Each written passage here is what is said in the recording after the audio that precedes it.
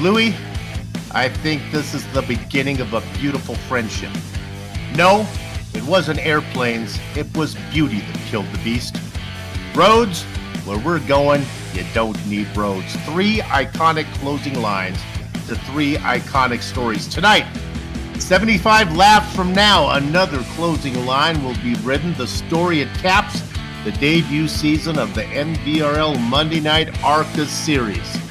And streaming cyberspace into your place, allowing you to watch all the simulated racing action live as it happens, is your favorite choice for sim race broadcasting, the Virtual Grift Network. From Michigan Motor Speedway, hello and welcome on this Monday night, June 16th, 2025. The institution, J.R. Shepard, joins yours truly, Bill Soups on high from the VGN broadcast booth to bring you our Words Eye View. And this final round race, well, the replay Ryan Seneca will be turning the knobs and pushing the sliders. All right, JR. The schedule makers chose Michigan as the venue to decide the championship. What can you tell us about this place? Well, it's a pretty cool place to end the season for sure. So Michigan International, it's a 2-mile track, has turns banked at 18 degrees, but ultimately the story tonight is going to be about the speeds and the drafting down the straights. We've talked about it before, but at a track this size, aerodynamics will come into play, which means running behind another driver is not going to be ideal for you in the long run. Tonight, you're going to have to see these drivers move around and find that clean air once they're in the corners. If they don't, those front tires, they will overheat. The nose will start to slide across the track, and eventually you will have no grip at all out there.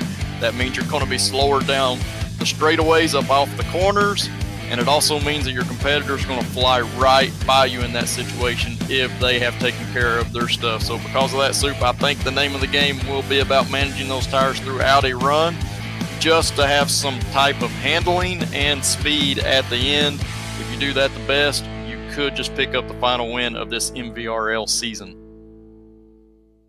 Okay, well, that's well said. Now let's go ahead and talk about what's going on in the points race. We raced 11 rounds to get to here, and it's all been pretty straightforward until we get to this one, and now the nonsense begins because we have a story to tell you. You look up there, James Lehman is up by 20 points. In a usual situation, he'd be able just to nurse this thing home and claim his first championship here, the first and only championship ever in this ARCA series. But that's not the case because it's a good news, bad news situation for Lehman. The good news is Mrs. Lehman is in the maternity ward, scheduled to give birth to a child tonight. So that's wonderful news. We wish both mom and dad and baby all the best. The bad news is this is the final round, and there are no drop race provisional points. If you do not show up, you score a 0. So that means James Lehman will score no points, which means that it's going to open the door for Justin Michael and Aiden Young, except for one fact.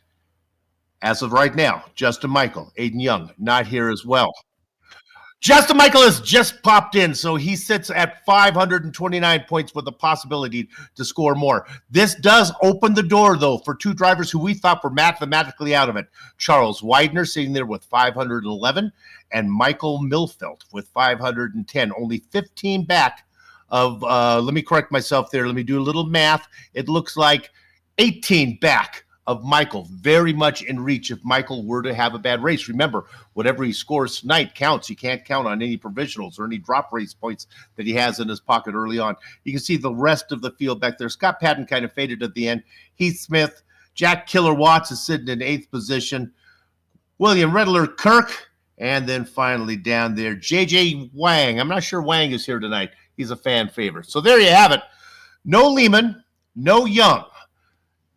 The low-hanging fruit is for Justin Michael, but able to climb to the top of the tree and get something a little sweeter, Charles Widener and Michael Milfett. Glad you are here for us tonight. This should be a fun one. We have a nice, healthy field of 28 drivers.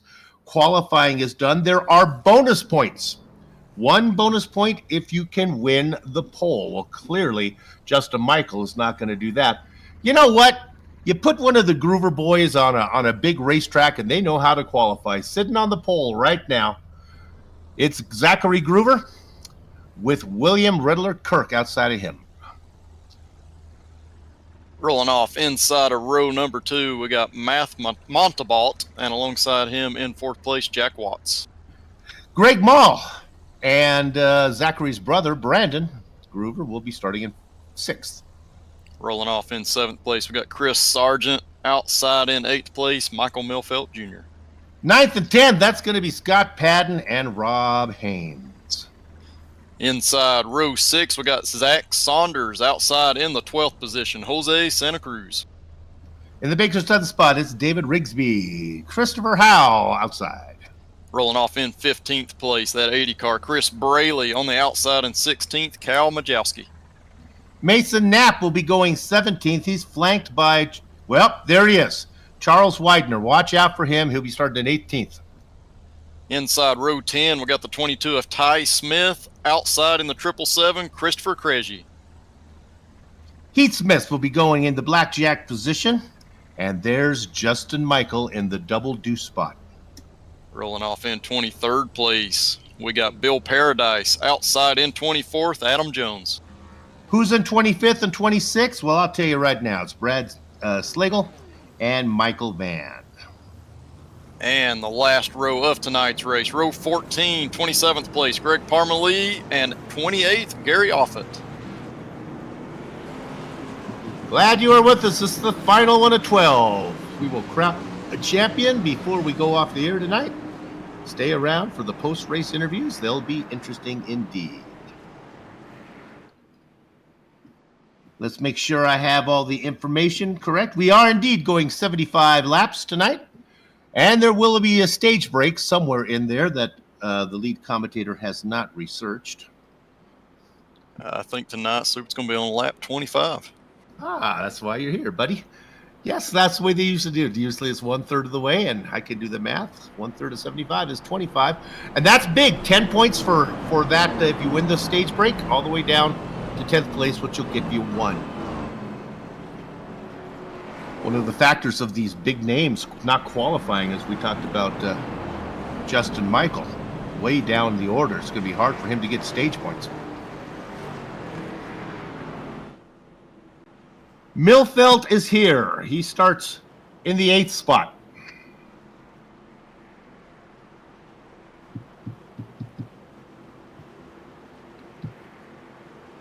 We race in the afternoon here in Michigan. The pace car pulls in. They will wait for the flag man. Gather up the chicken, take cover around the cows because the horses are out of the barn. And they are too wide up front. Zachary Groover on the inside, and the number 9 up there, it's William Riddler Kirk. And Kirk's going to get the best of it. The top side is working. In the tow right behind him, the killer, Jack Watts. Watts now moves down to the inside. He'd like to lead the first lap if he could. Yeah, we're going to see a lot of this here tonight, Soup. That draft is going to work big time down the straightaways. It's going to make it very tempting for you to go to the inside, but that pass is going to be hard to get done. Jack Watts there, we're looking at him. He's doing the best job, but Kirk has got that momentum on the high side, so it's going to be very difficult to get that move made, and I think you're going to have to be very strategic about it. You can't just make that move every time you get a run. Well, maybe Jack just wanted to get his bonus points for leading the lap. He came from the 4th position to lead the first lap, and now he's stuck on the inside. The outside line is rolling. Kirk back out in front. Ducking underneath through 3 and 4. That is Montalbot. Yeah, and he did a perfect move right there. So he actually pushed Kirk into the corner, moved Kirk up the track a little bit on corner entry, and he immediately turned down. That gave him that spot, but he didn't hold Kirk off. He didn't block him on the high side down the front stretch here. We keep our attention up front for right now. Milfelt in 3rd position, looking for which line he likes. So far, I like the top line. He's going to stay up there as well. Nope, now he ducks in right in behind the 21, and he's going to sit back there behind Montalbot. And Soup, in a lot of races, we see drivers kind of settle in early on and just try to take care of their stuff.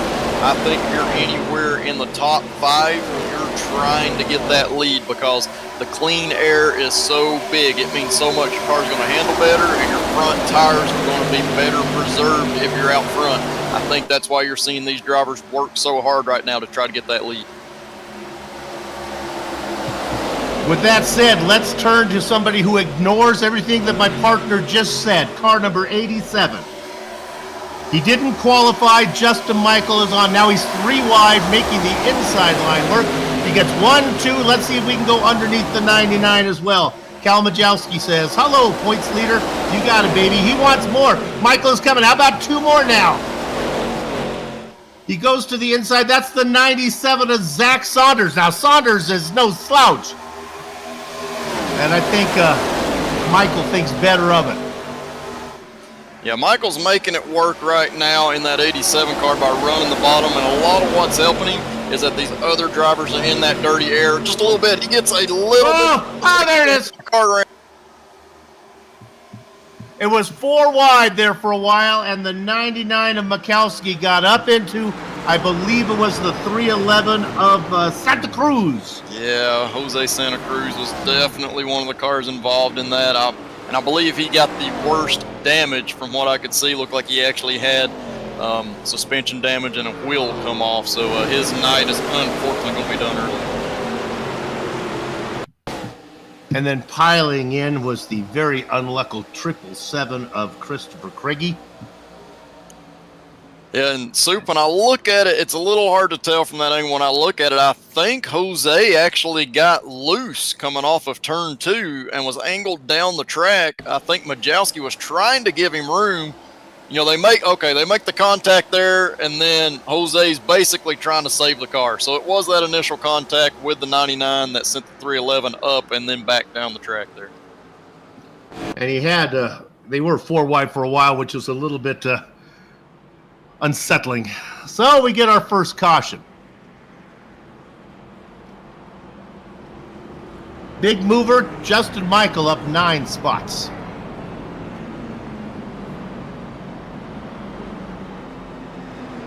Even more than that is another big names. Look at how these big names are climbing through the field like nothing to it. Charles Widener from 18th to 7th. Yeah, and right now, Soup, I know we're only on lap 6, but if I'm one of those guys in the second half of the field, I'm going to come down and get fuel. Make sure that I do not have tires checked, but I'm going to come down and get fuel because I think that these cars are going to go somewhere around 35 laps on fuel. So this gets you very close to making it just one more stop. And even if it doesn't get you there, it's going to give you a faster stop once we have the stage break. And I do anticipate everybody pitting at the stage break for tires. So this is something that could really set you up to get track position. Come in for tires. Do you think one set of tires gets you to the end? I think it's going to be extremely tough with the speeds and the number of cars that we have in this field to get it to the end on just one set. I do think these guys are going to have to make 2 pit stops. I think you're going to ultimately stop at the stage break, and then you're going to hope that you get a caution with about 15 or 20 laps to go to take that other set. Well, that's what makes it worth watching.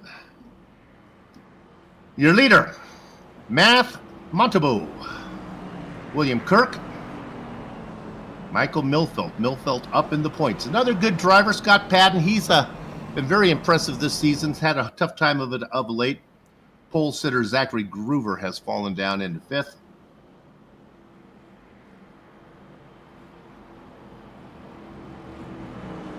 Yeah, and another big mover there is Charlie Widener. He's up 11 spots right now. He's one of those drivers that's kind of racing for the points potentially if Justin Michael has any kind of issue. So, yeah, Widener and Milfelt, they're trying to make their way forward early here, especially to get those stage points. All right, we'll go around one more time. Let's see if the lights are still on the pace car here. No, they've gone off, so we will not bring up we won't bring up an interview yet. We'll talk to somebody next caution flag. Glad you are with us. It has been wonderful to cover this series. The news is not in yet. If we'll be back for the ARCA second season, we hope to be. It was a fun series to do.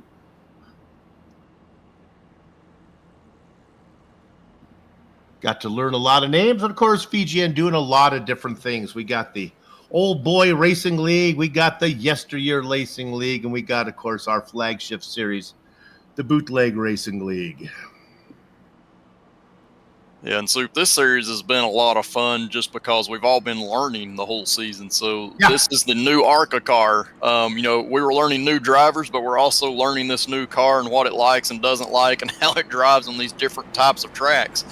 So this is really the first time we're seeing it on a track this size. We didn't run at California, so this is interesting to see, and so far it's producing a lot of pack racing, but I do believe you got to get that clean air on the nose if you want a long run car here.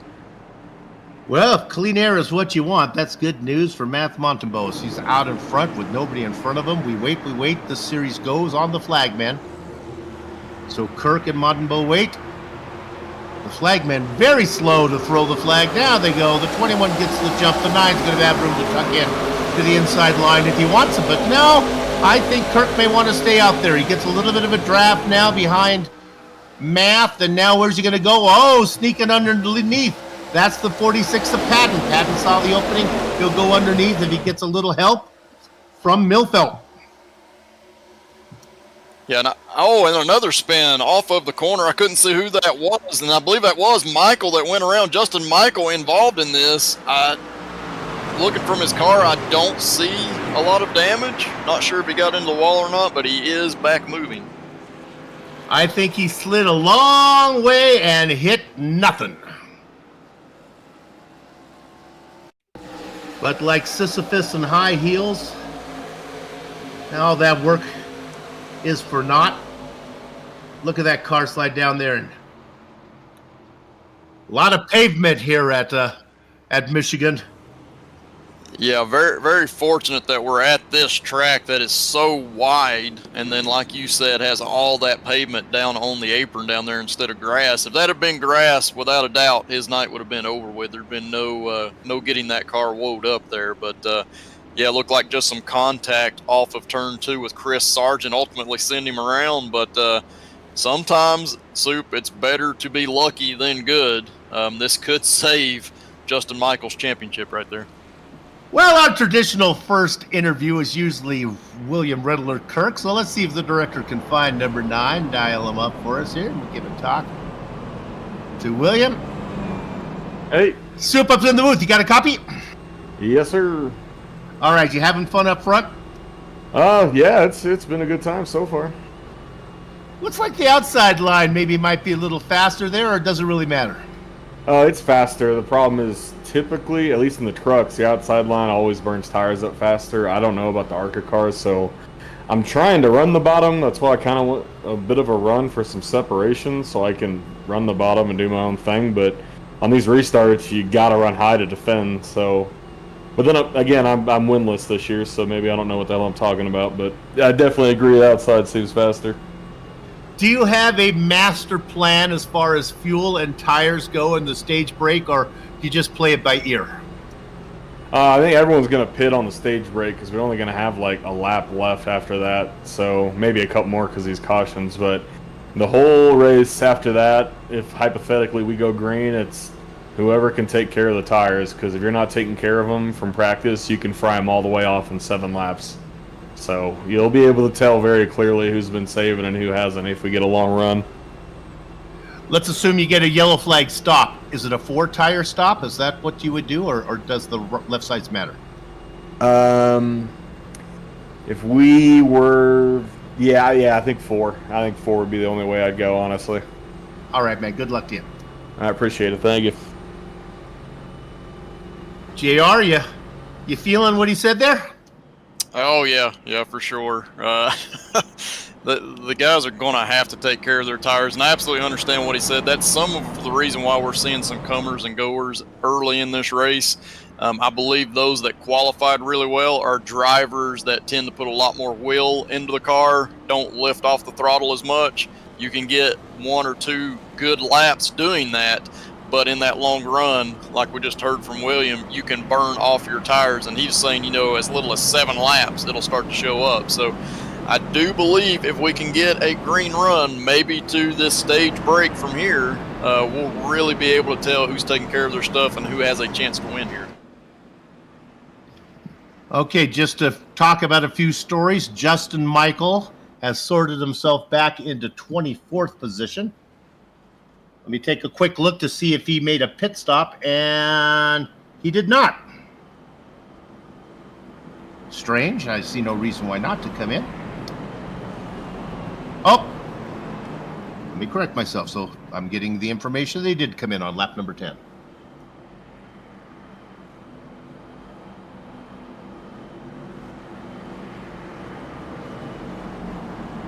Leader of all the cars who have pitted, making a real early stop out there, was Heath Smith.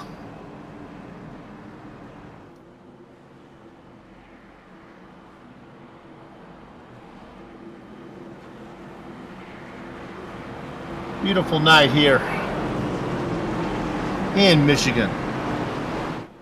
Home state of Ryan Replay Seneca.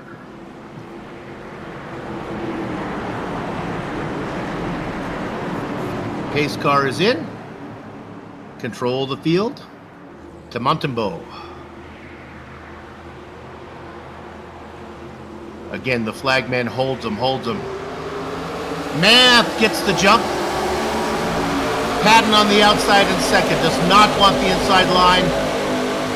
Takes a little peek down there. Now he's going to roll the top. Milford going to follow Patton through. The 88 of Christopher Howell back there watching from fourth. Top side going again.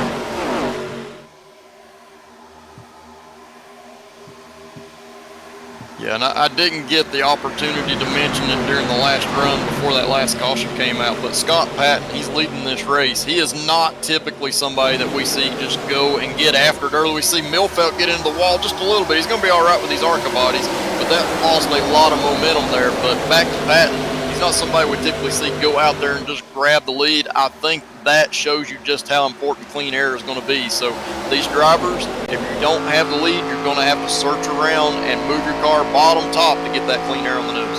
And I'll tell you right now, the bottom is the kiss of death if you don't have a partner down there. Killer Watts went down there and had no help, and they just blew by him too wide and muffled. Around. And it involves Math Montembeau. Oh, Jack Watts. Yeah, Milfeld's in it. This is a big one. We're not even seeing half of what's happened here. There is a huge wreck, and there are a lot of cars that are tore up in this one, unfortunately. Just to remind you about the rules package, this is big boy racing. There are no fast repairs, so if you hurt your car too bad, you'll get an early night. Yeah, we're seeing after this has started, Matt Montalbot, he's up there. I think one of the Groovers was in there. Oh, jeez. Yeah, we can see the one car, Heath Smith, you know, he ducked down into the grass to avoid that, and he's going to come out with a clean race car, but couldn't really see what happened to Math there. His car did take off, so I'm not sure if he got loose on corner entry, and then the overcorrection into the wall. He was right behind Milfeld. Okay, so he makes contact with Milfeld, gets himself checked up, and in return, that gets his car out of shape. Milfeld's coming down the track into Rob Haynes. Haynes is going to get some damage there, but I think he'll be all right. And Milfeld ultimately goes spinning through the field here. He tried forever to hang on to that thing, but was just not able to do it. Oh, and actually, you can see Rob Haynes' front clip go off right there. The bumper. Jack Watts gets taken out here. Just a lot of carnage. And there's the other Groover that started on the pole. He gets turned around. Yeah, that's what made it look like almost two separate incidents, but Milfeld was going with such pace. Got caught up in the one in the back and then got into some guys up front. Yeah, he went forever, for sure, before it actually made contact with somebody. He was trying his best to hang on to that thing, but yeah, it's at these speeds, once that thing gets sideways, sometimes there's just not enough that you can do to avoid contact. Ultimately, he was probably going to be okay, but there was other cars down below him as he's trying to save that car down the track. Oh, tip the hat to the iRacing platform. Watching the pieces come off the car, that's impressive. And look at that. Kirk with a nice run. I guess he got away clean. Yeah, Kurt did a nice job, and you can see there on the bottom, Justin Michael followed him through. So both of those drivers, doing a great job of paying attention and not overcorrecting. So that's one thing I can't stress enough in these cars, is that when something's happening in front of you, making sure you don't panic. It's so easy when you see a car in front of you sideways, just start slamming on the brakes or turning that wheel, but sometimes that is the worst thing to do to get your car out of shape and put you in a bad position. Those two drivers, they stayed calm and they came through clean. Let's look at the car in 7th. It is Justin Michael.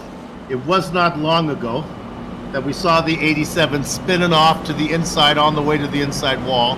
He didn't get it. He went all the way to the back. I don't know how long it was, maybe 10 laps ago. Now he's up to 7th. And it looks like maybe he's going to be set to the outside of row 3, so maybe it's all the way up to 6th. Yeah, and that just comes down to that being lucky thing that I mentioned. You don't have to be super fast or starting up front to make things happen. In a night like tonight, luck can go a long way, and so far Justin Michaels had a couple of situations that could have put him out of this race, and instead he's up here in the top 6 on this restart. JR, it's so funny.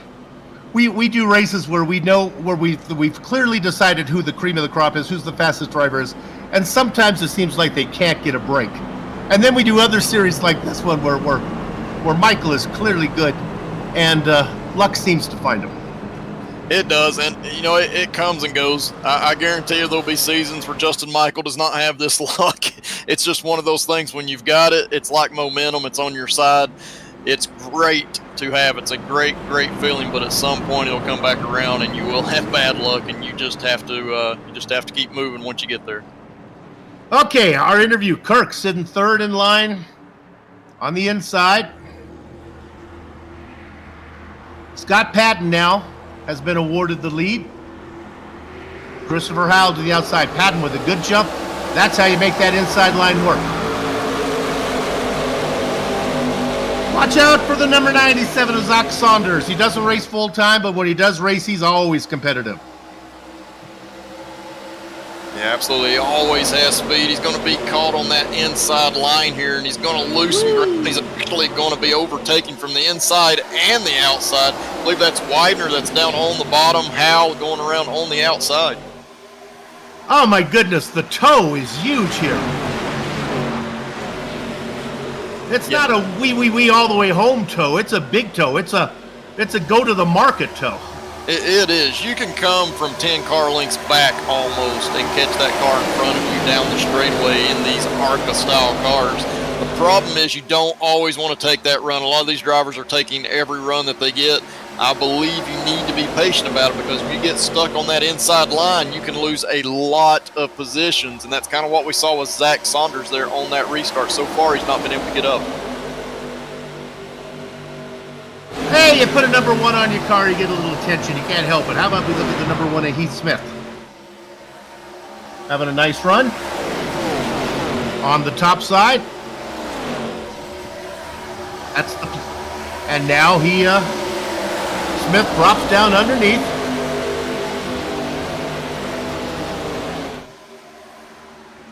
And a new leader. Didn't take him long to get there. 1, Justin Michael.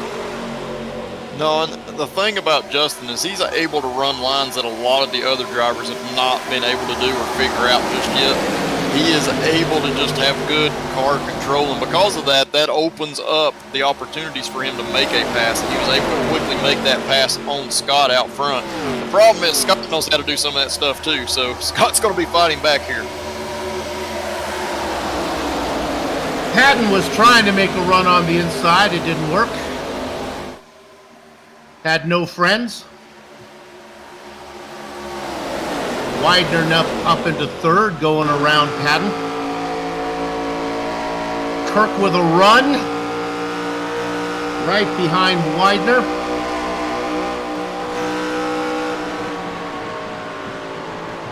Yeah, Widener's trying to get some air. He's going to the outside through 3 and 4, so he does have that air. The problem was he had to really overslow the entry in order to get there behind Hal.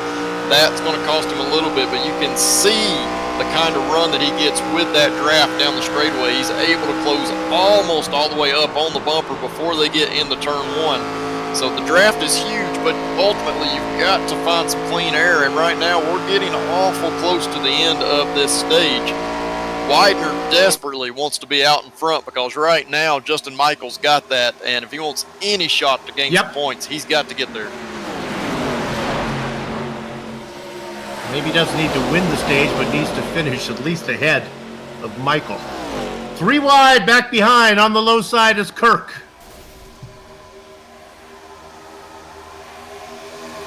Yeah, and that move typically wouldn't work, but Kirk did a very nice job. They came off the corner 3 wide, which naturally slowed him, but he also went up and kind of side drafted Patton a little bit on corner exit, slowed him down, and then he shortcutted that straightaway. So that worked for him in the short run, but Patton was able to get a draft from the car in front and make that pass back before they got into turn 1. So it's a very strategic race in these ARCA cars. It's not just about getting the run and making a pass. You've really got to be thinking about what's going to happen once you pull out of line. Don't ask me how, but the 777 of Christopher Craigie is back in the picture. Kirk puts a block on him as the 777 was making a run on the top side. Yeah, and right now, these guys, they're back here racing each other inside that top 5, 6 right now, back and forth, passing each other. In the meantime, Justin Michael is pulling away, and this is not a track where you typically see that in a shorter run of 10 laps or less, but Justin Michael is doing it, and keep in mind, he had to restart 6th or 7th this last time. Okay, we start lap number 25. Let's keep our attention up front. Watch the 88 of Christopher Hall. He's about 6 car lengths back, not making up any time on Michael. You might think, well, boy, Michael's got some type of setup underneath this car, but it's adjusted fixed setups. They're not the iRacing setups, but everybody racing the same thing, and whoever made it this week really made it fit with Justin Michael's driving style. Out of corner number 4. Now, we're not sure if we're going to get the caution. We believe we are. Let's see if the caution comes out for the stage break. And there's your stage caution. And there's 10 more points for Justin Michael.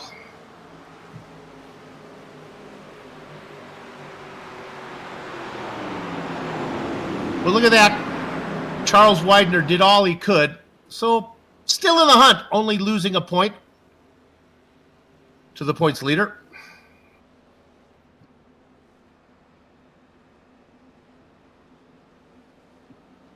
One of the problems is, and we hate to dive too deep into the math, unless maybe we should dial up Montabu and talk about the math here, but we're not sure if there's enough cars running that if disaster were to strike Michael, he would still score enough. There might not be enough for Widener to get there.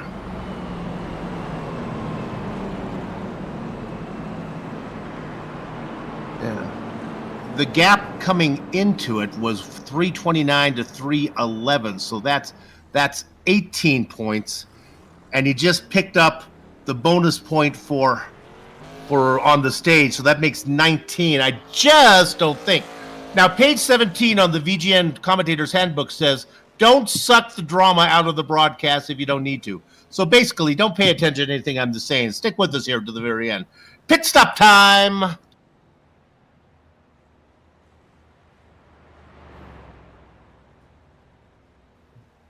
Everybody comes in.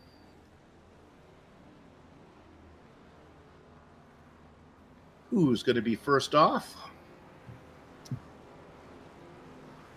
It's Kritschke.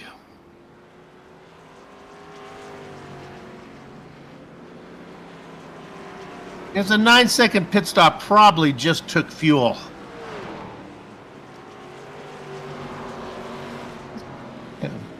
And we'll wait till everyone the pit stop is done. We'll bring up our favorite graphic, and we'll see We'll see maybe if Christopher was in earlier. Maybe this is his second stop. Maybe he didn't have he was able to top off a little quicker. Okay, this is his third stop, so clearly that's why he was so fast.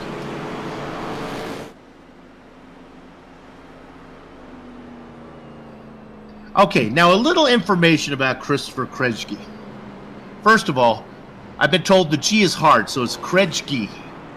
And rumor has it, and I tell you a lot of fibs here on the VGN broadcast, this is not one of those instances. I believe this is the gospel truth. As you see, there's my favorite graphic. Look at all those stops there. The Kretschke family is the K in Kmart. Yes, I believe my director talking in my ear, not believing me, and that's what I have been told from the horse's mouth. Unless he also, like your lead commentator, tends to fib.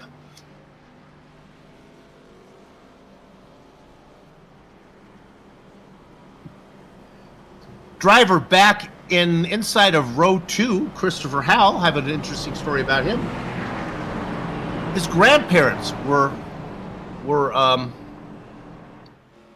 fans of Gilligan's Island, so they actually changed their last name as Thurston Howell III was one of the characters on that show. So there you have a little bit of information on Christopher Howell.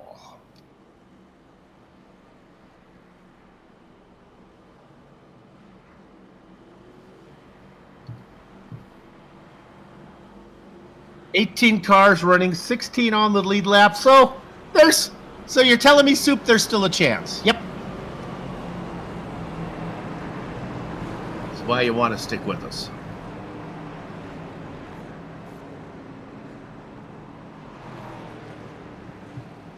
It's been an up and down season for Kretschke. He's raced up front, he's raced in the back.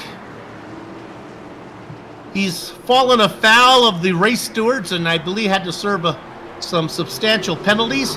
But right now, he wants to close out the season with a win. Gets a nice jump. Working lap number 29 to 75.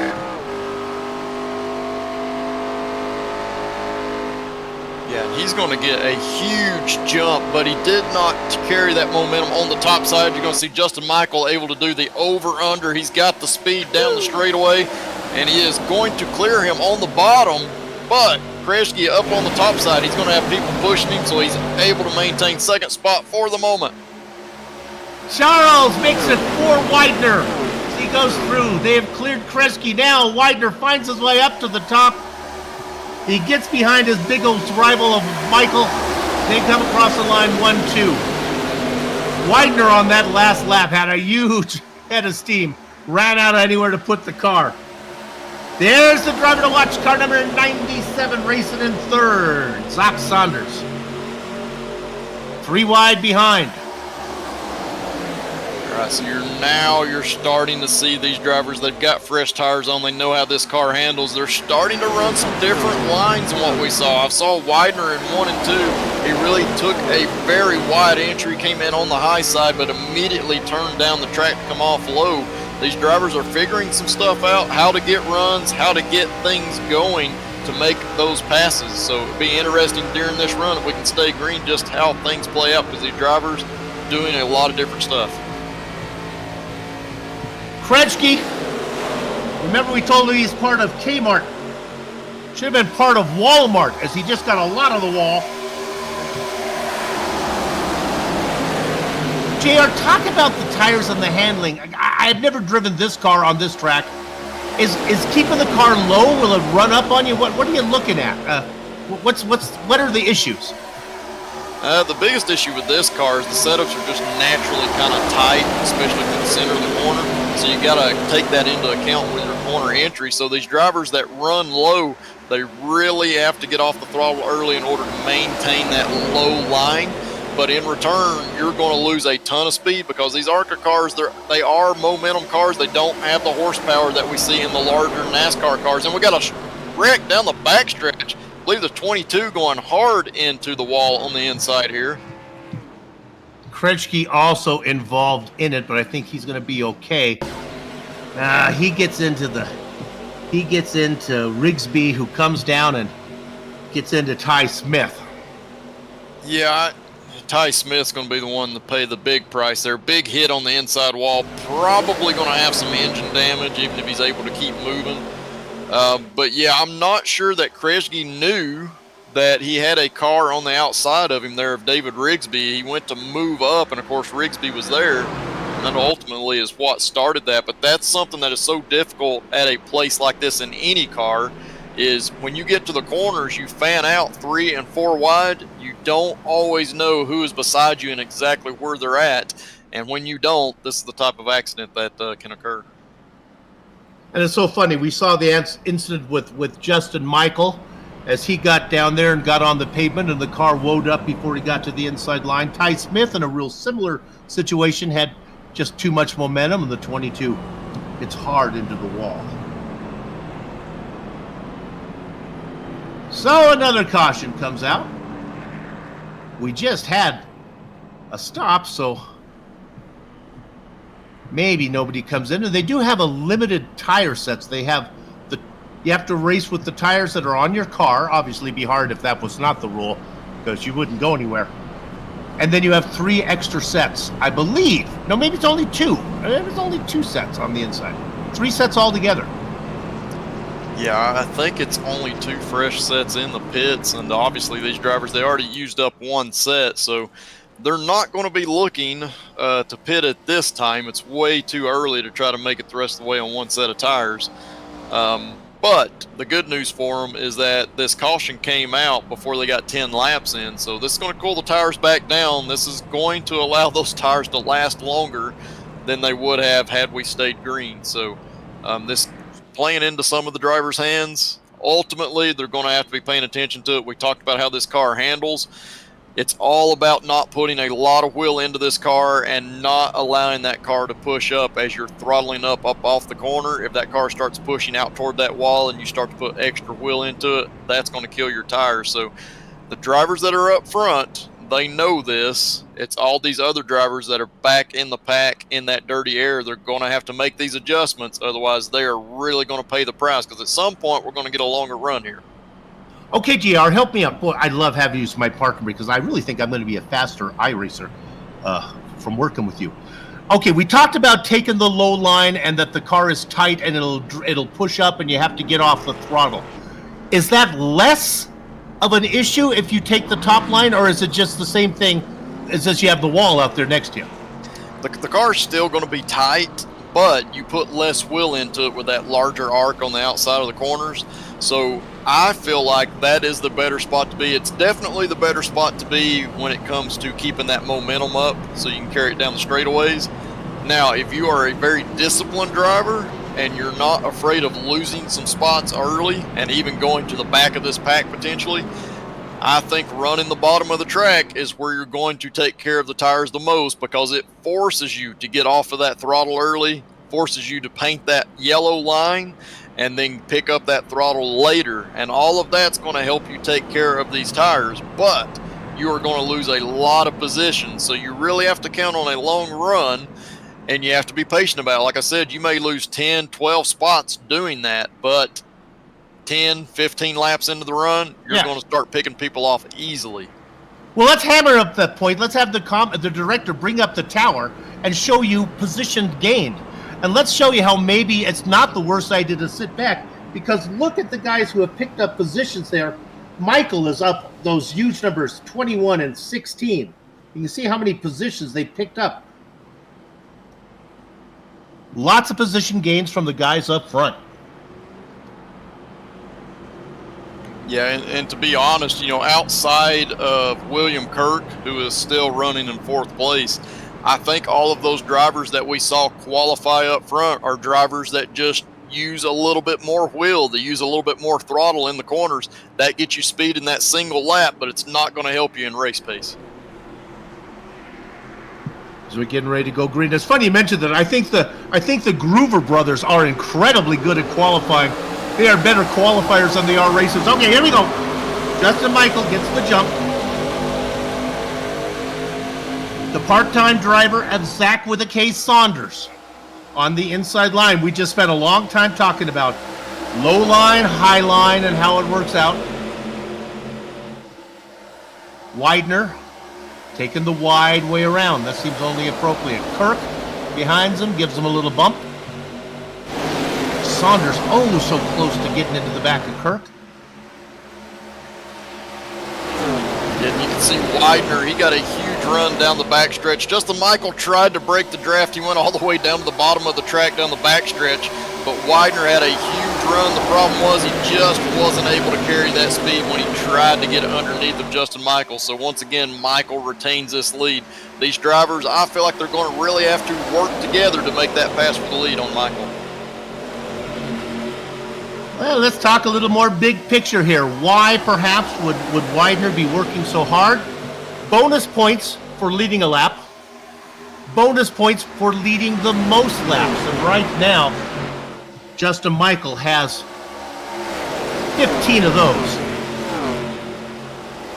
Yeah, so definitely Widener is wanting desperately to get out there and not allow Michael to get the lead back. But you can see Justin, he's moving around on the front stretch. Some of these other drivers are doing it as well on our screen, moving up and down the track, just trying to break some of that draft because the draft is so huge in these cars. The problem is you start moving around like that, it kind of creates friction on your tires, moving that wheel back and forth, and it's going to slow you down as well. It's what I feel like. I don't always feel like that's worth doing it, but these drivers, they're continuing to move around and try to break that draft because they know how important it is to get out far enough to where that draft no longer matters. All right, want to give a little love to car number 052, racing in 6th position. It's Brad Slagle.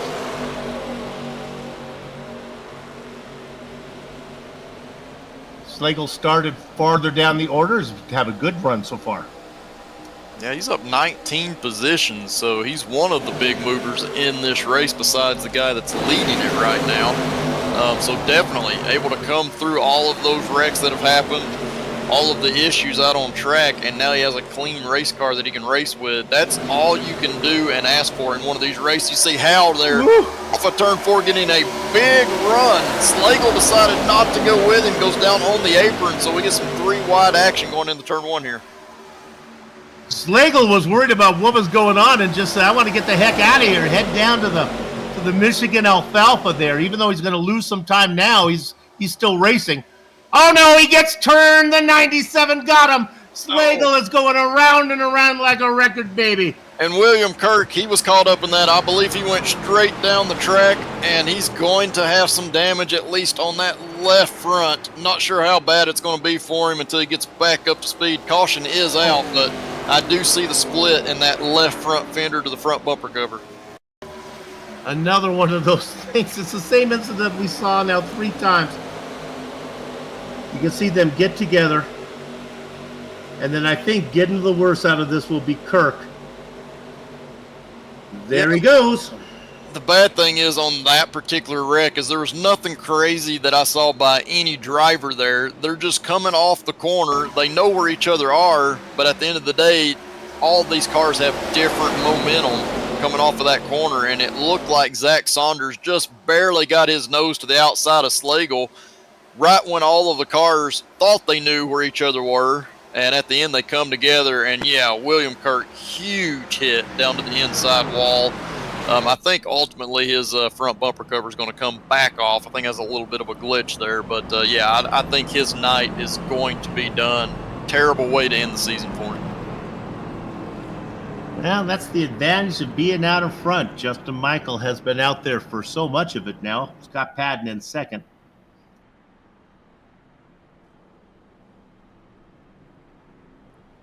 I think, Soup, that at least a couple of drivers decided to come down pit road here. I know I saw Chris Howell duck down, and yeah, we've got 6 or 7 drivers. Zach Saunders following him down as well. Be interesting to see if they actually decide to take tires here or if they're just fueling up. I do see Howell's car went up on the jacks. Saunders as well. 4 tires for Saunders.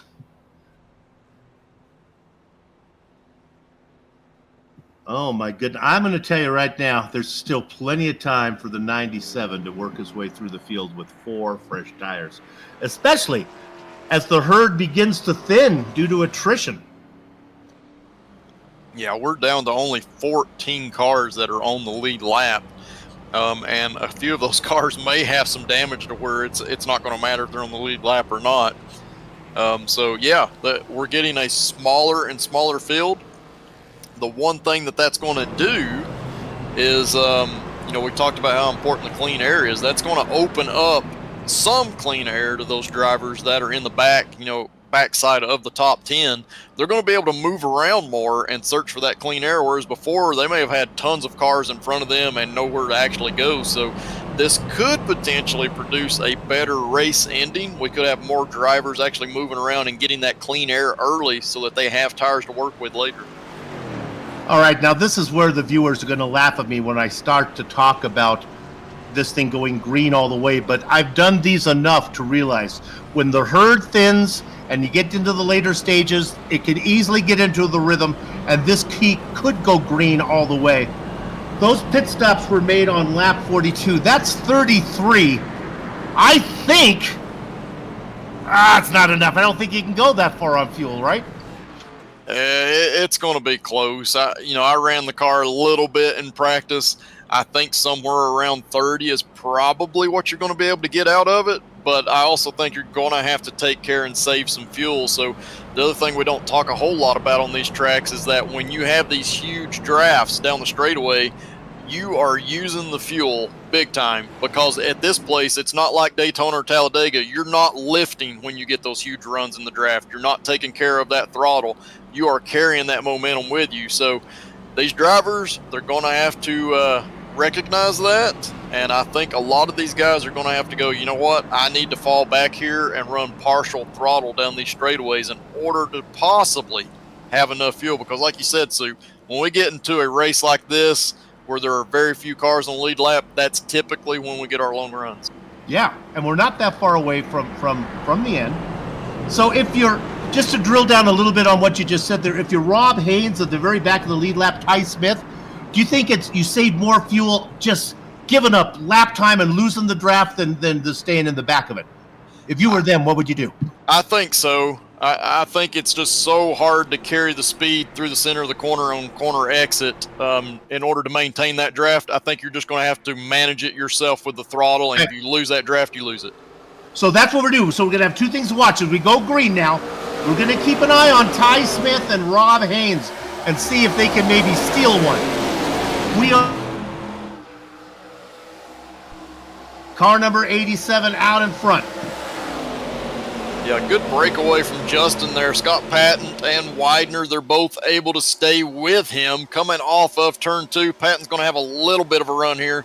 And you see some of those drivers kind of jockeying for position. But for the most part, this is kind of the cleanest restart we've had. All of the drivers primarily staying in line. And I think it's because of what we talked about. These drivers are really starting to think about fuel and making it to the end. So there are 2 other drivers to watch now. We talked about the guys at the very back. Let's talk about the guys who just came in and took 4 tires. The leaders of those, Christopher Howell and Zach Saunders. Now, apologies to all the Howell family, but I really haven't seen Christopher race up front that much. I know that Saunders not only has the equipment under him now, but he also has the talent. So let's keep an eye on the 97 and the 88. Yeah, and it's going to be important, we'll have to see how it plays out. On how Saunders and Howell race each other, because they're on the same strategy, but if they get to racing each other pretty hard, they can really wear their tires out and in return use up a lot of fuel as well. So they really need to kind of work together here for a little while. If they can work together, we go green, they can be the 2 racing it out for the win at the end.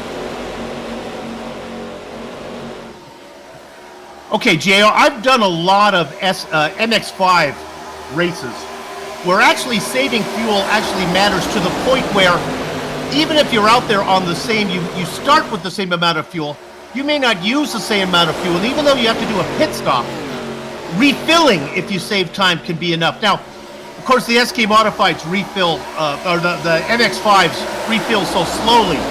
Do you think that as far as how much fuel you have to put in would matter? Let's say it does go green, and let's assume everybody has to make another stop. Saunders and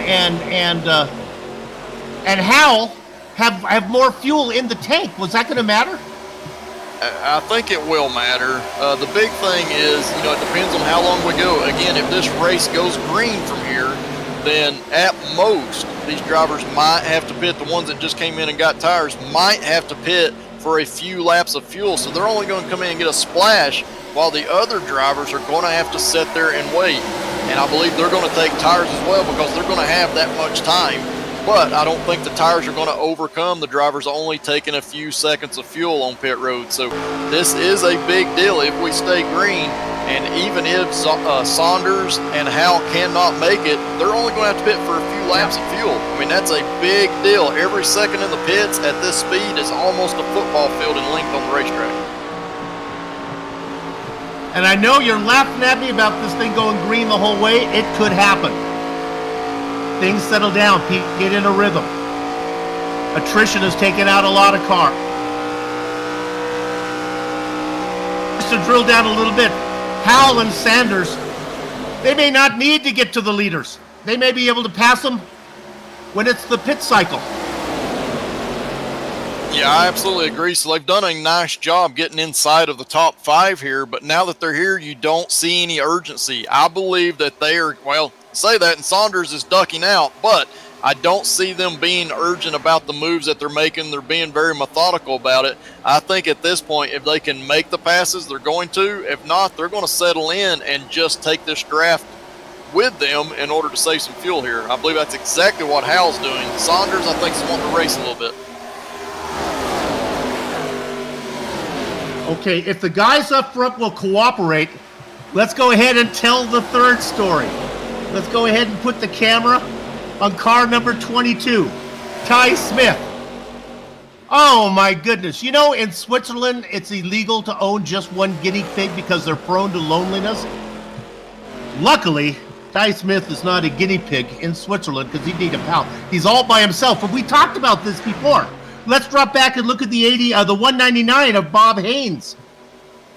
And there's Heath Smith. I think these guys are all going to try to milk it. Oh, and we've got a caution, Soup. This is going to throw everything, all of that strategy out the window. I'm not sure what it's for at this point, but definitely a caution. Oh, and it is Howell. Christopher Howell is going around on the front stretch. Well, we'll get a replay here. Oh, and Scott Patton as well. So I don't think Patton got much damage. Howell obviously did out of that one. We'll have to see how it started here, going down the front stretch.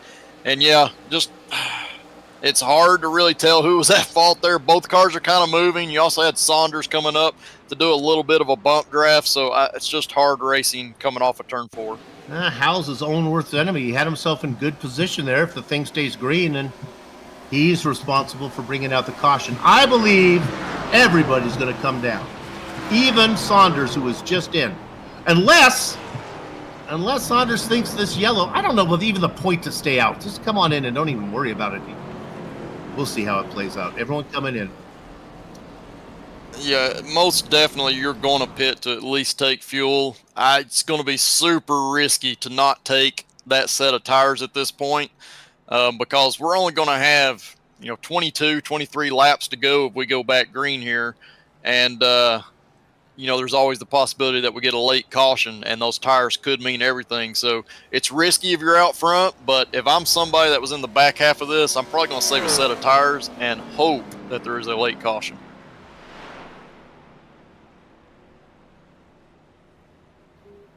So Gary Hoffett stays out. Now, is he on the lead lap? So he'll be the leader. He may be coming in here at the end. Also, Watts. Watts is a lap down. Slagle stays out. Yeah, Slagle did come to pit road on lap 49, which means I saw him at the bottom of the track when that caution came out, so I don't know if he had just came down pit road for some reason there. But definitely shows him, Slagle at lap 49 pitting. Offit was on pit road on lap 41, so he's probably going to stay out because he knows he has the fuel to make it.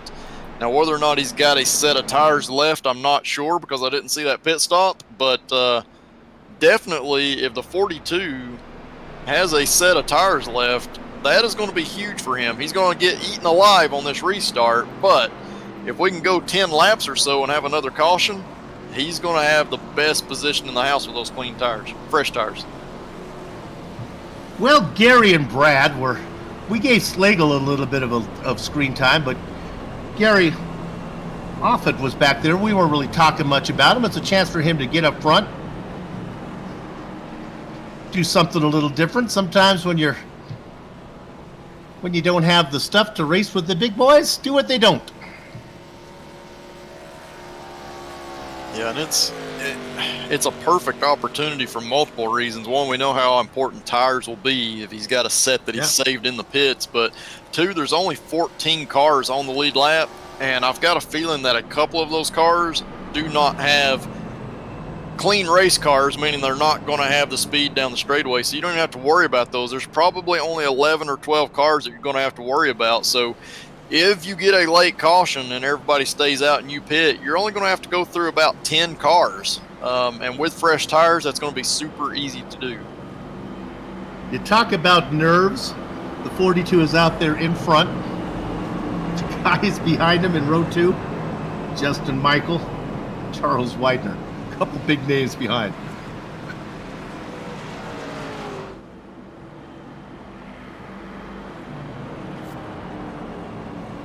All right, Gary, go show them what you can do. 14 cars on the lead lap, the last one being Bob Haynes. We think everybody can go the distance from here with maybe the guys up front. The 2 cars up front might have an issue. We wait. Okay. Gary, awesome. And right now, he was in the lead, but now he's off it. Yeah, Justin Michael playing that one extremely well. He followed him all the way until they got to the turn in, and then he went all the way to the bottom of the track, carried that speed from the draft down, and took the lead. But Slagle, using Widener, is going to have a big run going into turn 3 here. And he gets out front. He's led 1 lap. Let's see if he can get himself a second lap. And he does. He does. He was trying to move around, block Michael a little bit down the front stretch, but Justin's going to have the momentum going through the corner, but Slagle's able to stay side by side with him, and if he can use Widener once again, he'll have that momentum down the straightaway. Oh, they get together. Bit of a bump from Patton. Yeah, at the moment, those second cars in line, they mean a lot. You can see that bump that Patton gave Justin. That was enough to propel him out into the lead coming off of turn 4. Hello, I'm racing car number 80. My name is Chris Braley, and I'm in 5th position. Yeah, we've not talked about him at all during this race, but obviously he's been able to stay out of all of the issues that have happened with these cautions, and now he finds himself inside the top 5 here. So he had a decent qualifying run, started 15th, but now for the first time he's up here in the top 5. You see Patton and Widener up ahead, really hanging those cars out, losing traction as they come off the corner. Ultimately, Widener's going to get that past me.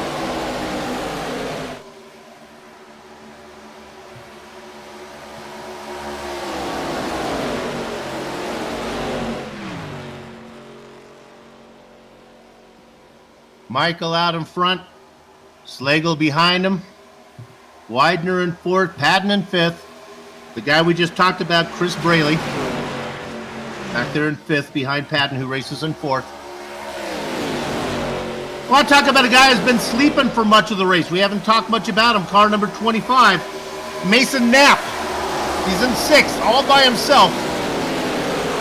Might need a little help to get to the front, guys.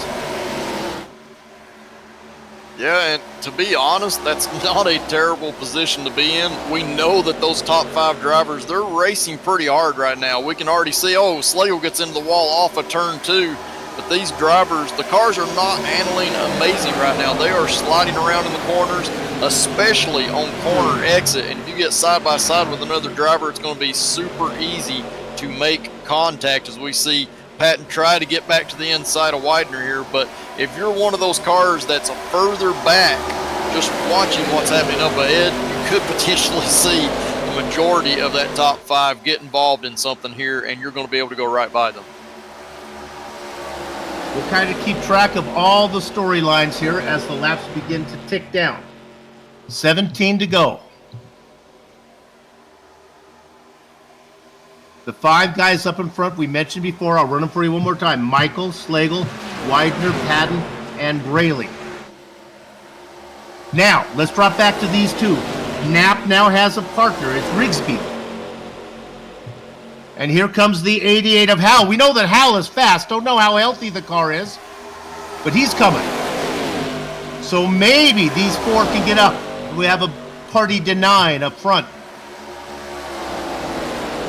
I have no idea how Hal even has anything to work with after hitting the inside wall.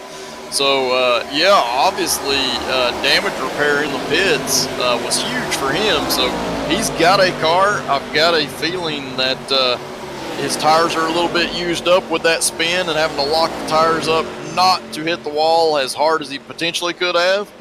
But he's a fast driver tonight. He's got speed. He's going to continue to move forward if this thing stays green.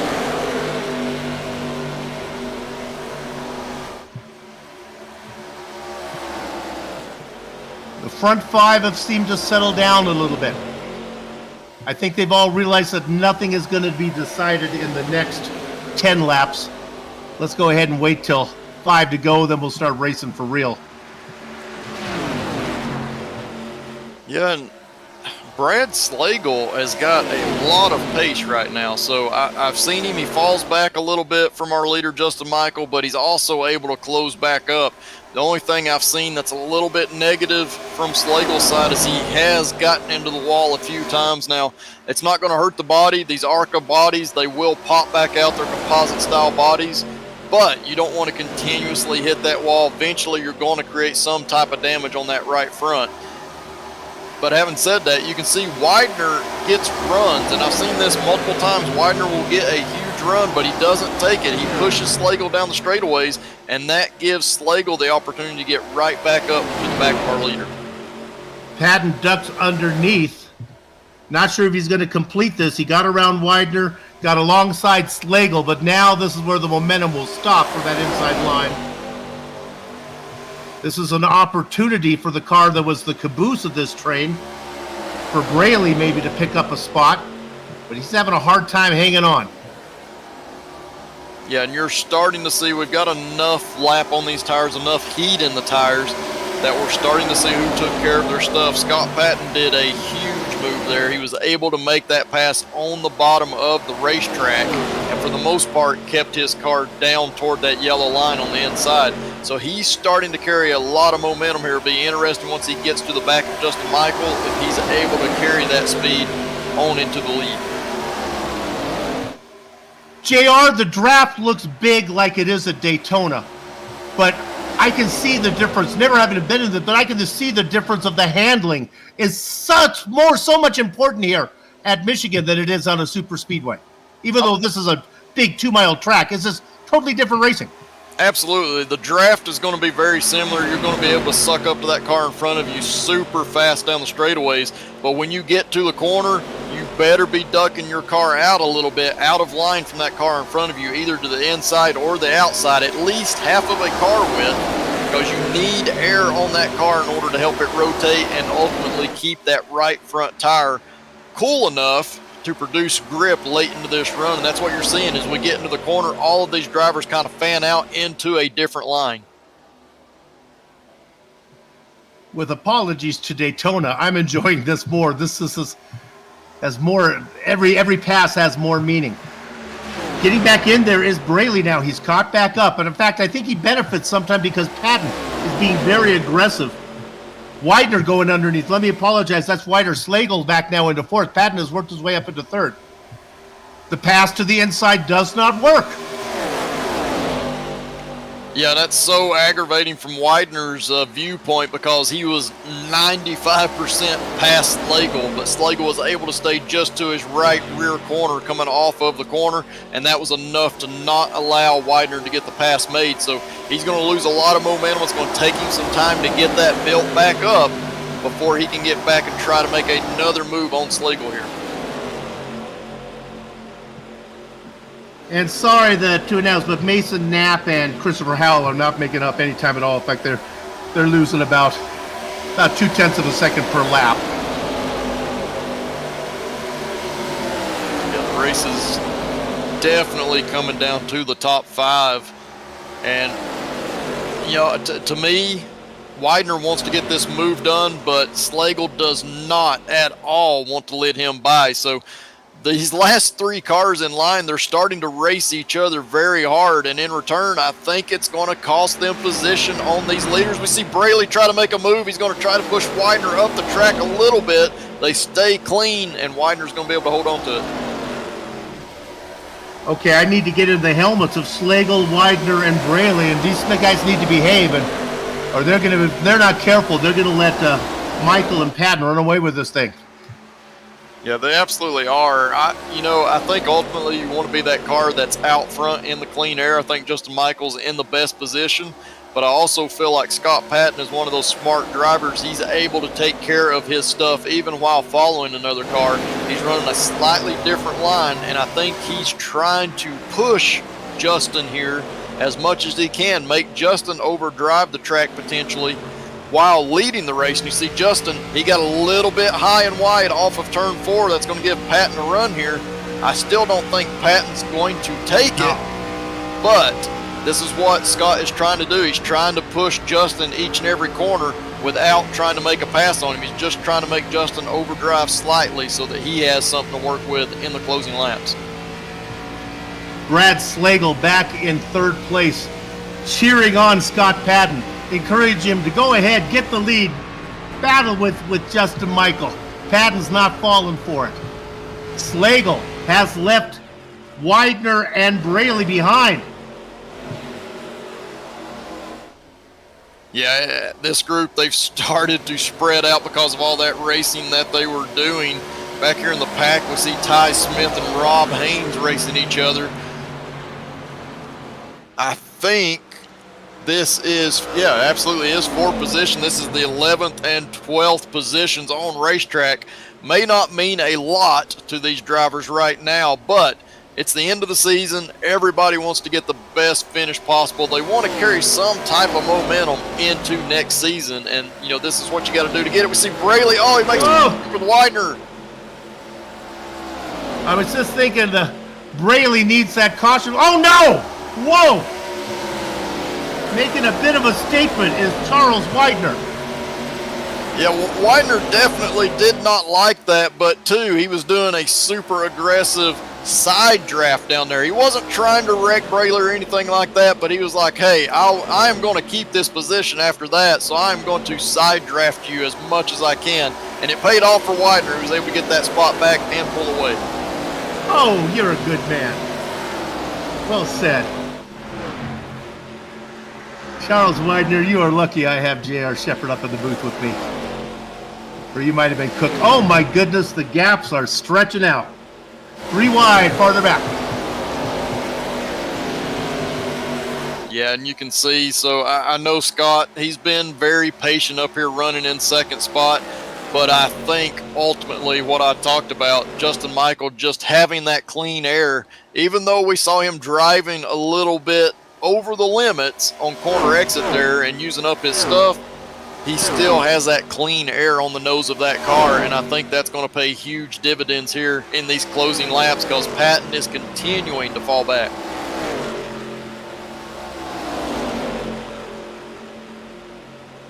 We look at that battle. The leaders come across the line, working lap number 73.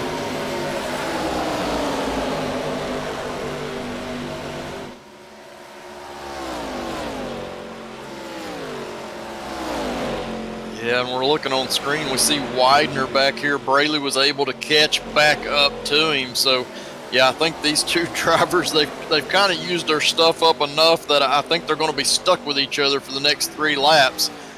Probably fighting back and forth like we saw earlier. This time Braley's going to try to take the high side and carry some momentum down the front stretch. So we thought this thing might go green all the way. Well, we were wrong on that. There was one caution. But now we are so close as they work lap 74. You can see the flagman starting to fiddle around in his quiver of flags, pulling out the one he needs right now.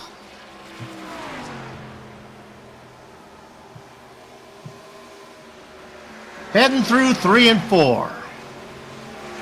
He is Justin Michael. He has 2 wins already this season. This will be his 3rd.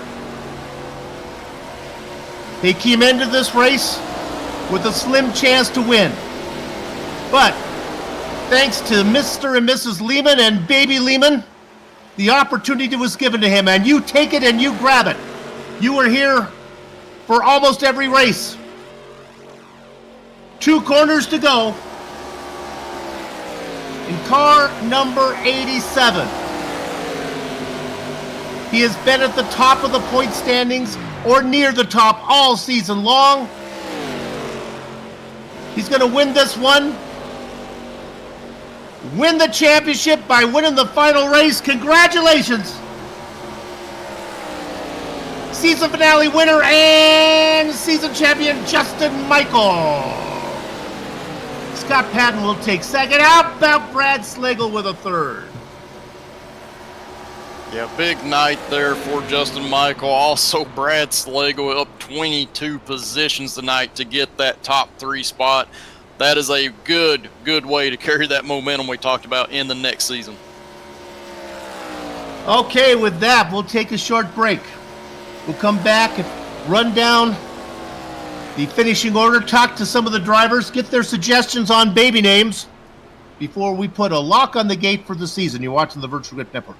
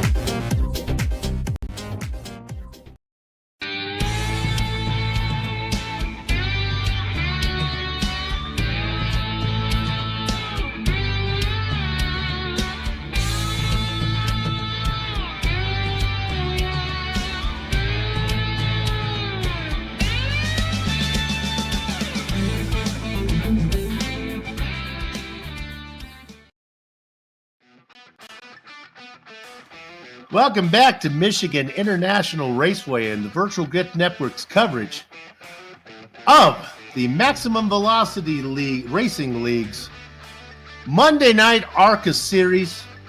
We've been here for 12 rounds, and this is the final one, and we are going to tell you the finishing order of the season finale and then announce the champion as well. With that said, let's run down the finishing order. Well, he started at the back, and his journey to the front was not an easy one.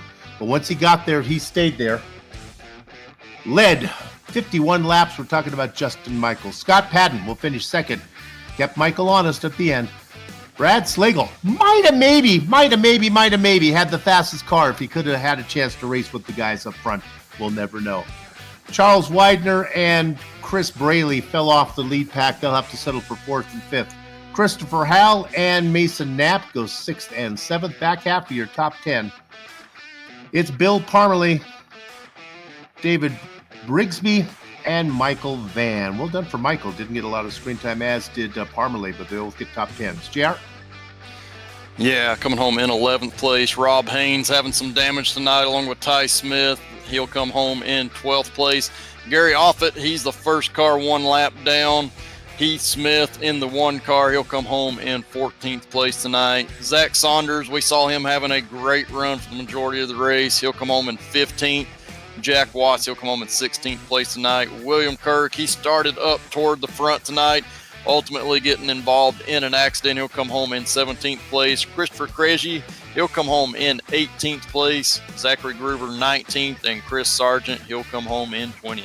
And then more drivers who fired up Netflix early. We're talking about Greg Mall, Christopher Milfelt. Boy, that's a tough race for him. He was up front for a while.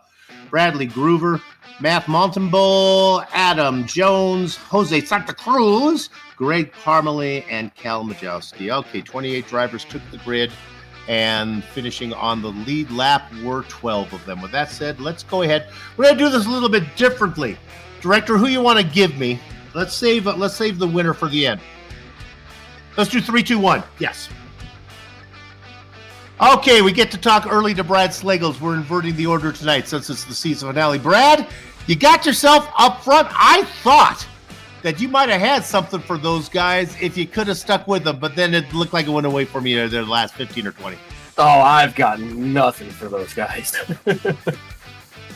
But I had fun. Yeah, it was a nice race. We watched you work your way through. Were you clean the whole time? Were you able to avoid all the nonsense? Oh, not at all. Not at all. About middle of the race, I ended up spinning probably 7 times down the backstretch. Well, you get yourself your first podium at the end of the season. How do you like the ARCA cars? How's it compare? What's your car of choice, and how do you like the ARCA cars? The truck is the car of choice. The ARCA cars, I like them. I feel they're a little underpowered. Here at Michigan, they're fun, fairly easy to catch. If you got on throttle too early, they just push out of every turn. But they're racy when you're with a group. They're fun. Well, we don't get to talk to you much. Let's get you out of here and learn a little about you. Where do you hail from? What do you do? I'm from Indiana, right at the Michigan state line, and I work for a company that manufactures and designs leveling systems for RVs. Have you been to Michigan International Raceway before? I have, for an Xfinity race probably 3 years ago. I would think good, because you're in the neighborhood. All right, well, it's good to get to meet you. Well done, and hopefully we'll see you next season. Yep, all right, cool. Thank you. Brad Slagle, third place finisher tonight. Yeah. Yeah, I'm caught up with Scott Patton. Scott, hey, congratulations, man, on a runner-up finish here at Michigan tonight. Got to ask you, we saw you being very patient once you got inside the top 5 there, but at the end, did you think that you had anything for Justin? I thought I did until he dumped all the air on me and we went backwards, and he did what he had to do to stay up front for sure. But yeah, those last 5-6 laps, thought I maybe saved enough, but definitely not. He was fading in the distance and had nothing for him. Yeah, tell the viewers, because we talked about it a little bit on the broadcast, tell them just how important that clean air was. I know there wasn't a whole lot of lines that you could ultimately run into when you were behind somebody to try to get that clean air. throughout our run. But how important was it just to preserve those tires? Because, you look faster than Justin at times, and then like you said, just because he was taking that air off of you really hurt your tires. Yeah, for sure. That's everything. The aerodynamics, which I know you really can't see on TV or the broadcast, but it's definitely real there. When you get within these cars, I noticed it probably within about a car length and a half. If you get within that car in front and take the exact same line as they do in the corner, or better yet, what was really happening is I would kind of take the inside line to get the clean air, and then Justin comes from the top side, crosses my nose, one car length out in front, and just dumps the air on the front spoiler. And it just feels like somebody is out there and just shoves the front nose to the wall. It leaves you with no other choice but to give up the throttle and let him go. So he knows what he's doing for sure. We had some great battles earlier this season. At Chicago comes to mind, where he did that exact move, and he knows exactly what he's doing when he's doing it. But great hats off to him for the Season 1 champion here. Yeah, absolutely. Scott, I think unofficially you're going to come home 5th place in points. You had a win this season. You had some great runs to talk about. I think you finished in the top 5 in half of the races you were in. So what kind of momentum are you going to be carrying into next season? And speaking of next season, a lot of unique tracks I think you guys are going to go to. I think there's a road course and even a dirt track in there. So what are your thoughts going into that? Yeah, for sure. I haven't looked at the schedule specifically, but I certainly learned a ton with this car. So taking that forward, between making mental mistakes and just silly things and things that I can correct on my part, as well as learning other drivers, quite frankly. I'm proud to say that we got some really big fields here. There's a lot of people that are enjoying their racing time here at Max Velocity. But what that means is a whole lot of new drivers that I haven't raced around before. So getting some track time, learning their tendencies, learning who you can trust and who you got to leave maybe a little bit more room with is a learning process, and that's what we put in our notebook certainly for this season, and we're going to take forward to try to reduce some of those mistakes going forward. So yeah, P5 in the standings, proud of that. Obviously we're searching for the championship, but to say that I think we're just quiet enough in the standings where they may not think that we're a threat, and then we're going to come and strike when they don't even expect it. So I think we're going to put some more checkers on the board next season and be in the at least top 3 is our goal for the championship next season. That sounds like a plan, Scott. Man, it's been fun this season watching you and learning this car along with you and the things that it can and can't do. And hopefully next season will be a little bit better for you. We look forward to watching you, man. Sounds good, JR, and appreciate all your guys' help. Your insight, JR, especially watching these broadcasts, man, you are spot on these commentaries and just giving the viewers an inside look as to what the drivers are thinking, and along with Soup with the commentary, Ryan helping out with the broadcast. So appreciate all you guys' work on VGN here, and looking forward to the future here. I appreciate it, Scott. It means a lot to all of us. Thank you, man. Congratulations on 2nd place. See ya. I say amen to Scott's opinion of my partner. It has been a pleasure for me. Such a privilege to get to work with JR. All right, with that said, let's go ahead and bring in our race winner and then possibly our champion. We'll save that as a bit of a teaser. Justin Michael. Justin, let's start first, talk about the race. I wish you could see my yellow legal pad here where it says right here, Justin Michael, with a big scratch through it when I saw you spinning off towards the inside wall. Thought you were done. Yeah, I did too. I thought I was done before the race even started. I know we had an update, and I think I connected with like 3 seconds left in qualifying, so I had no practice. That was a stressful first half of the race for sure. I can imagine. We were going through the math here. All right, Aiden Young's not here, and if Michael does, what's that going to mean? All right, but the car got blowed up. You didn't get into the wall, which I thought you were heading for sure. Luckily, we talked about it on the broadcast. Not a lot of grass here in Michigan, and then you worked your way through, and then you had to fight at the end. Yeah, we had a good fight there with Scott at the end, and everybody was racing clean up front there for the most part, and it was a great race, I think, towards the end for sure. Out in front, help the tires, clean air. Yeah, definitely. I don't know. I mean, well, I say that though, but after I spun, I didn't take tires. I just filled it up with gas and fixed like the 2 seconds of damage I had. So, and I drove through the field back to the front. So I don't know. Did you come in? You took tires on one of the later stops, though. On later stops, yes. Yeah. But after I compared my tires to Patton, I was about 7-8% lower than him because I had to slide him. And I don't know how I got up there, beyond me. Well, let's talk about. I just drove fast and turned left. It was impressive. Third win of the season for you. Let's talk about the championship. Well deserved. I know you showed up for almost every race. Well, you showed up for every race. You were here every time. That's what you got to do. Yeah. It was a good season. I'm glad we won it. I feel bad because James wasn't here. He had a 20-point lead going in, but the reason he's out is probably a good thing. So it's I think it works out in the end. Well, honestly, the kid's got to get his priorities straight. I mean, your wife can have what 7, 8, 9 kids. How many chances do you have to win a championship? So, I told him to take a laptop to the hospital. Right. In May. Push, honey. No, wait a minute. I got to make a good stop. All he has to do is pop his head up over the screen a little bit. Just watch, say you got this, honey, and go back to racing. God bless you.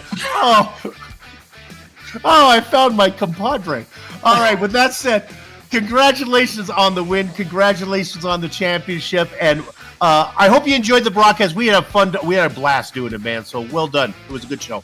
Oh, we do. You guys got a great quality broadcast, and I don't know what we're doing for the next season, but I'll continue to still watch races that you guys put on, and maybe even join a league or two that you guys call. Hey, we're all over the place, so find us somewhere. We're doing all sorts of oval racing, so hopefully we'll see you in one of those series. Good luck, man. We'll see you down the way. Congratulations on the championship.